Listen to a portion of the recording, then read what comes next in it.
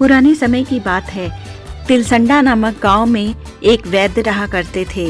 वह बहुत ही ज्ञानी थे। उनके पास जो भी मरीज आता था वह ठीक होकर ही जाता था। वह पूजा पाठ में भी बहुत विश्वास करते थे। शाम के समय रोज ही उनके पास बहुत सारे मरीज आते थे। वह उनका बहुत प्रेम पूर्वक इलाज करते थे और जब मरीज ठीक हो जाते थे तो उन्हें कुछ न कुछ दक्षिणा देकर जाया करते थे। इस तरह उनके पास अच्छी खासी संपत्ति भी हो गई थी। उनका एक बेटा था जो कि बहुत ही आलसी और निकम्मा था। सब उसे गांव में फटीचर कहते थे, क्योंकि वह न तो कपड़े लत्ते ढंग से पहनता था, न तो वह कोई नियमित दिनचर्या जीता था। इसलिए सभी उसे देखकर हंसते थे। उसके पिता उसे अक्सर ही समझाया करते थे कि बेटा, तुम मेरे साथ बैठा करो और आयुर्वेद का ज्ञान लो। मेरे बाद यह सब कुछ तुम्हें ही संभालना है, इसलिए तुम्हें यह सब जानना बहुत जरूरी है।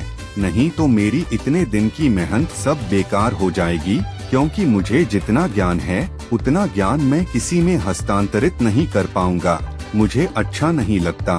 गांव में सब लोग तुम्हारे ऊपर हंसते हैं और तुम्हें फटीचर कहते हैं। वह कहता है कि कोई बात नहीं, मैं ऐसे ही ठीक हूँ। उसके पिता मरीजों को दवा दिया करते थे। एक दिन वह सुनता है कि उसके पिता किसी को दवा दे रहे थे। पानी के साथ हरण और सनाया ले लेना, तुम्हारी तबीयत ठीक हो जाएगी। उसका बेटा इन बातों को सीख लेता है और वह सोचता है कि अगर मेरे पास कोई आएगा तो मैं उसे भी हरण और सनाया दूंगा। और कुछ दिनों बाद उसके पिता की मृत्यु हो जाती है। कुछ दिन तो वह अपने पिता की याद में रोता रहता है, लेकिन धीरे धीरे वह ठीक होने लगता है। फिर वह सोचता है कि मुझे दवाखाना में बैठना ही पड़ेगा, मुझे अपने पिता की जो नाम है उसका कुछ फ़ायदा लेना चाहिए। फिर वह दवाखाने में बैठ जाता है। 1 हफ्ते बीत जाते हैं, लेकिन उसके पास दवा लेने कोई नहीं आता है। एक दिन शाम को वह अकेले ही अपने दवाखाने में बैठा हुआ था, तभी धोबन आती है और कहती है, हाय हाय भैया जी, मेरी तो ज़िंदगी बर्बाद हो गई। मेरा गधा तो कहीं भाग गया, अब मेरी रोजी रोटी का क्या होगा। वह कहता है कि यह सनाया और हरण लो और पानी के साथ ले लेना। वह घर जाकर ऐसा ही करती है, लेकिन यह क्या, उसे तो बार बार पेट साफ करने के लिए खेत में जाना पड़ता है। सुबह से शाम हो जाती है, ना जाने वह कितनी बार खेत में पेट साफ करने के लिए दौड़ती है। और जैसे ही शाम होती है वह देखती है कि उसका गधा खेत में ढैचू ढैचू कर रहा था। वह उसके पास जाती है और फिर घर ले जाती है। फिर वह वैद्य जी के बेटे के पास जाकर उसे दुआएं भी देती है और बढ़ाकर पैसे भी देती है। वह बहुत खुश हो जाती है। वह धोबन बहुत ही अच्छा कपड़ा धोती थी, इसलिए वह रानी के भी कपड़े धोया करती थी। वह एक दिन रानी के पास जाती है तो उस समय रानी बहुत उदास बैठी हुई थी। वह रानी को देखकर कहती है, अरे रानी साहिबा, आप इतनी उदास क्यों बैठी हैं? तब रानी कहती है, क्या बताऊं, कुछ उदास होने की ही बात है। राजा आजकल मुझ पर बिल्कुल भी ध्यान नहीं देते, न जाने किन ख्यालों में खोए रहते हैं और घर भी बहुत कम आते हैं। ऐसा लगता है कि वह किसी और से विवाह करने वाले हैं। यह सुनकर वह कहती है कि मेरे पास इलाज है, आप मेरे साथ एक वैद्य के यहाँ चलिए, उनके पास हर मर्ज का इलाज है। और फिर वह अपने गधे की बात बता देती है। रानी को उस पर विश्वास होता है और वह उस वैद्य से मिलती हैं और फिर वह वैद्य उन्हें वही दवा देता है, हरण और कुछ सनाए।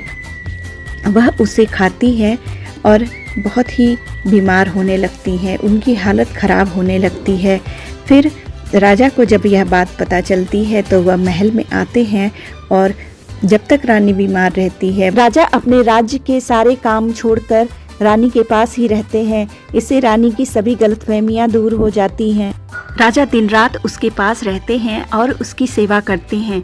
वह अत्यधिक प्रसन्न होती है। वह सोचती है कि यह कोई वैद्य है या फिर ज्योतिषी, और वह इतनी अधिक प्रसन्न होती है कि राजा से उसकी सिफारिश करती हैं। वह कहती हैं, वैद्य जी को आप राज्य वैद्य बना लीजिए, क्योंकि वह बहुत ही कुशल हैं और उनके जैसा वैद्य मिलना मुश्किल है और हमें जब भी ज़रूरत पड़ेगी वही हमारा इलाज करेंगे। राजा को भी यह बात पसंद आती है और वह उसे राजवैद्य बना लेते हैं। वैद्य का बेटा मन ही मन बहुत डरा हुआ था, क्योंकि वह अपनी असलियत जानता था कि वह फटीचर ही है, लेकिन वह कर भी क्या सकता था। कुछ दिन बाद ऐसा होता है कि पड़ोस राज्य का राजा उन पर आक्रमण कर देता है। अब राजा इसके लिए तैयार भी नहीं था। वह बहुत असमंजस में पड़ता है। वह आपातकालीन सभा का आयोजन करता है और रात में जब वह अपनी रानी के पास जाता है तो रानी कहती है कि आप बहुत चिंतित दिखाई देते हैं। तब राजा अपनी समस्याओं को रानी से बताता है। रानी कहती है कि इसका समाधान तो वैद्य जी अवश्य ही निकाल लेंगे। राजा कहते हैं कि इस लड़ाई में वैद्य का क्या काम है। तो रानी तो जानती थी कि वह कितने कुशल हैं। वह राजा से कहती है कि नहीं, आप जरूर उनसे कोई ना कोई सलाह लीजिए, वह इस समस्या का समाधान अवश्य ही बताएंगे। राजा फिर उस वैद्य को बुलाता है। वह बहुत डरता है। वह सोचता है कि पता नहीं राजा मुझे किस काम के लिए बुला रहे हैं। युद्ध आरंभ हो रहा है, इसमें मेरा क्या काम होगा। फिर राजा उससे सलाह करते हैं तो वह वही अपना हरण और सनाया का पुड़िया राजा को पकड़ाता है और कहता है कि यह सभी सैनिकों को खिलवा दीजिए। राजा ऐसा ही करता है। वह सभी सैनिकों को आदेश देता है कि इस पुड़िया को खा लो। सभी अपनी अपनी पुड़िया खा लेते हैं और उसके बाद उनका पेट खराब हो जाता है। वह बार बार अपना पेट साफ करने के लिए खेत में जाते हैं। यह प्रक्रिया सुबह से शाम तक चलती रहती है। सभी आश्चर्यचकित थे। पड़ोसी राजा जिसने आक्रमण किया था वह उनकी सभी गतिविधियों पर नजर रखे हुए था। उसने अपने कुछ गुप्तचर राजा के राज्य में भेज दिए थे और वह सूचना देते हैं कि राजा के पास कितने सैनिक हैं।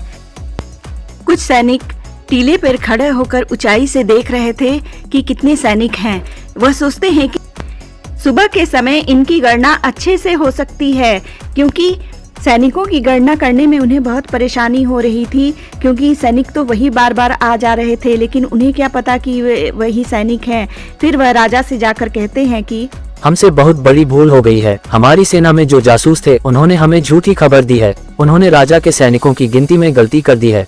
हमारे जासूसों ने जो संख्या बताई थी वह गलत थी। असल में उनकी सेना हमारी सेना से 100 गुना बड़ी है।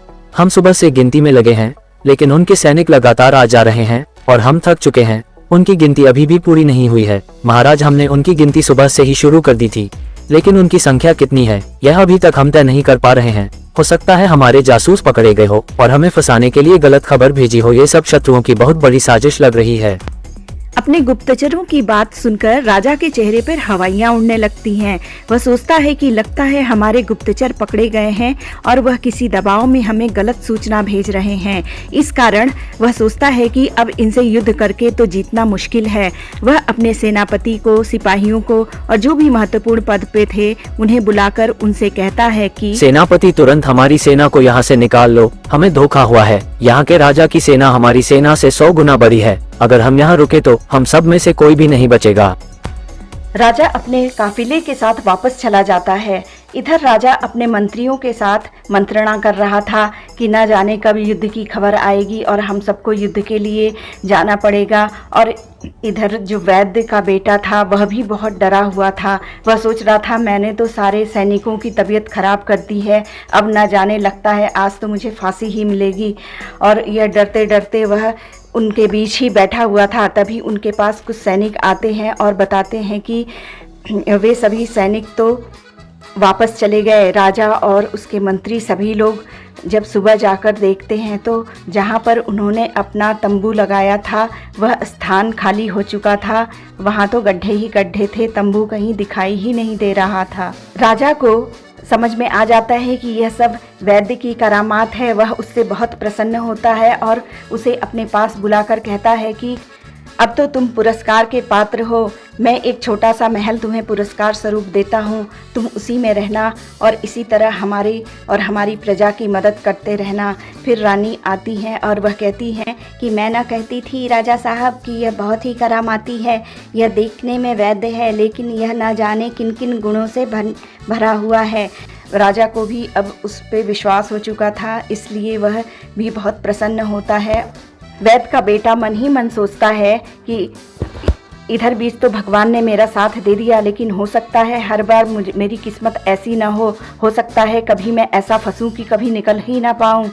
फिर वह विद्या आरंभ करता है और जो चीज़ उसे समझ नहीं आती वह बड़े बड़े वैद्यों के पास जाकर ज्ञान अर्जन करता है और सचमुच एक दिन वह बहुत बड़ा वैद्य बन जाता है और अपने प्रजा की और राजा की सबकी बहुत सेवा करता है। राजा भी उससे बहुत प्रसन्न हो जाते हैं।